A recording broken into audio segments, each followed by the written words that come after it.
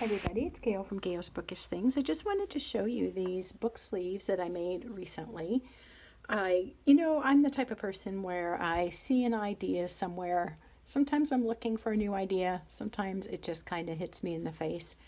And I'm like, oh my goodness, I need to do that idea. So that's kind of what happened with the book sleeves. I saw it on Sarah Martinez's channel. She showed some book sleeves from an Etsy vendor.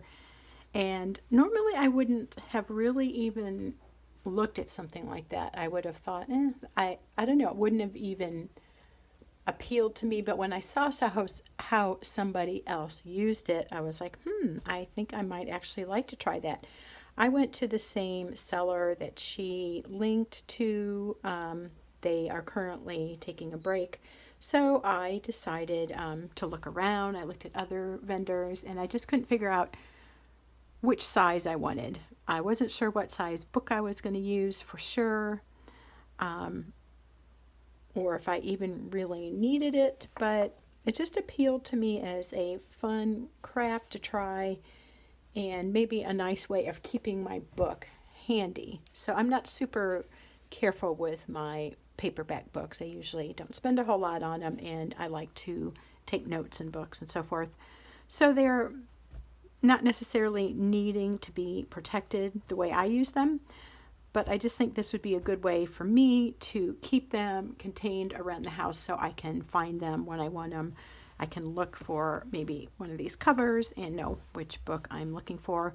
Also, I can use them in my IKEA cart. I can put my current read in there and then just grab it when I want it. And that way when I'm taking things in and out of the cart, they won't get kind of like scuffed up by knocking into it with something else. For example, my little garden Bible here, it's been okay, but sometimes when I'm like stacking stuff next to it, I feel like this kind of gets dinged around. So I thought that this size book sleeve would just work really well for that. It's a little bit big. It would hold a slightly larger Bible or a small paperback. But I just really like that. I thought this fabric was so pretty anyway. I had it left over. You can see the lining fabric goes nicely with the leaves. I just really like this, and I feel like it's going to help this Bible not to get too banged up, and like the tabs and stuff won't get bent so easily. So I made that, and that fits that. And then I made two that are the same size. This is for a friend's birthday gift. And this one I made for me. It could have been a gift, but I have a little bit of the manufacturer information showing there. Didn't bother me to have that on mine, but I didn't want to give it as a gift with that. And also a little bit of my two pieces. I was a little too close to the edge, and a little piece was kind of coming out of the stitching, so I sewed that by hand. That is not something I will look at or notice for myself, but again, when you're giving it to somebody, maybe you don't necessarily want that. Although most of my friends would not be too picky. They probably would take it. So this is a good size for a iPad. So this works great. It may even be slightly big. I tried to put it in before starting the filming with the case on, and it kind of created a little bit too much friction. But if I didn't want to use the case, or I'm in between cases, or I'm tired of the case and want to keep it in one of these, you can see that works super well, and it just adds enough padding to protect it. It also works really well with this kind of book.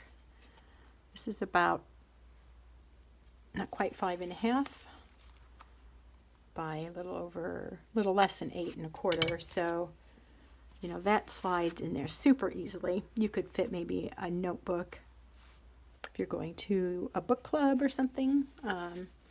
You'd have a little room for a pad of paper or a notebook. And then a thicker book like this, which is pretty much the same length and width but thicker, deeper, also fits in here. It just doesn't, you'd have to work with it just a little. As you can see, it doesn't just kind of pop in there as easily as a thinner. But you'll see, once it's in there, it is also protected. I like this idea for taking a book somewhere. If you're going somewhere to read, a book club, or you just like to go somewhere, a coffee shop or wherever and read, or you just you're transporting something from somewhere to another place in your car. This will keep it safe. It would certainly hold traveler's notebooks, or like a, what am I trying to think, like the Hobonichi type planners and so forth. And also, they mentioned on some of the videos I watched that these can hold Kindles. And also, if it's something that you're carrying in a backpack, so if you don't have a case for your iPad or Kindle or whatever, you could slide it in one of these and put it in your backpack, and or like carrying case, it would be a little bit more protected. So I just plan on using mine around the house. This was our recent book club read. Very good book, by the way. Highly recommend. I'll probably, not this time, because next time I have the book club, I'm going to put the book in here and take it with that just for fun. So, I think it just is kind of a fun hobby thing. If you enjoy books, you enjoy reading, you like having some fun little doodads, equipment, gear, whatever you want to call it, to go with your hobby. It's a fun hobby. It's a fun hobby. It's a fun thing to have for your hobby. This is lined, I wanted to show you, with this Pellon fusible fleece. This is what I chose to buy. Some people buy stuff that you spray on.